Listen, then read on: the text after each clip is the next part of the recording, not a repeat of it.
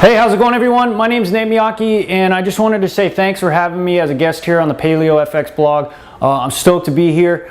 What we thought would be a good introductory post is just to summarize my overall approach to nutrition, my intermittent feasting style approach to nutrition, and then we could expand upon those topics down the line. But if you don't have a big picture idea of where I'm coming from, it's easy to get confused once we dive into the details. Okay, so and probably first off, I should just tell you the goal of the approach, and it's really to finding the right diet structure, meal frequency, and food distribution that makes your plan as practical, functional, and sustainable as possible. So most of the research that's out now basically shows that as long as you control for food choices and the right numbers, you could break up your diet any way you see fit and get great results. So the beauty of that is now you can make your diet fit your life, not the other way around, right?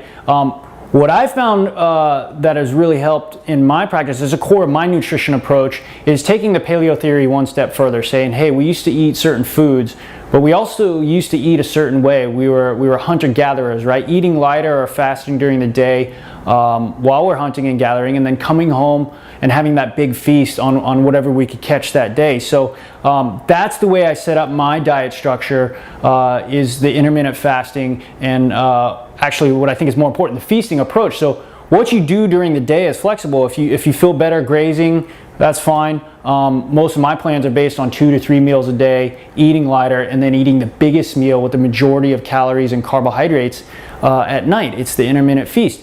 And it works on a variety of levels, and honestly, in my practice that I've had for 15 years, it's the hook that has gotten people results. Basically, people who struggle and could never stick to a plan in the past, they're like, man, this is the easiest, most natural way to eat. And I believe it works on a variety of levels. One is just natural instinct, right? When do most of us cheat or want to eat on our diets? It's at night. Most of us can make good food choices during the day as long as we know we get to end the day, satiated and satisfied. It works on a social level, right? When do we go out and do most of our socializing, want to have big dinners? When do we do business dinners? It's at night, right? It works physiologically.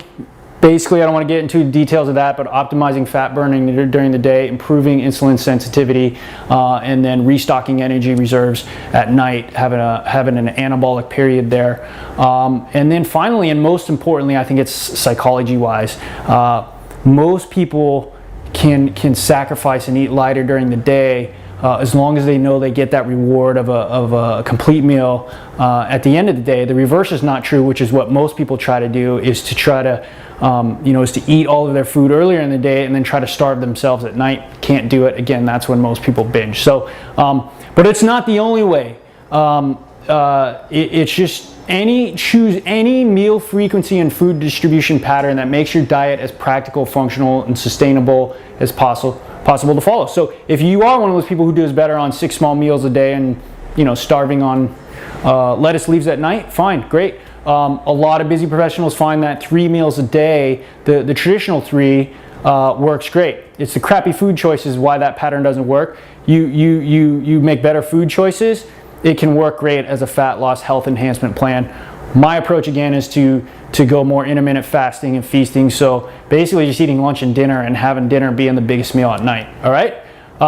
So that's the overall approach. I'm sure we'll dive into a bunch of those topics, but I hope it gives you a good idea of where I'm coming from. And I look forward to spending some more time together.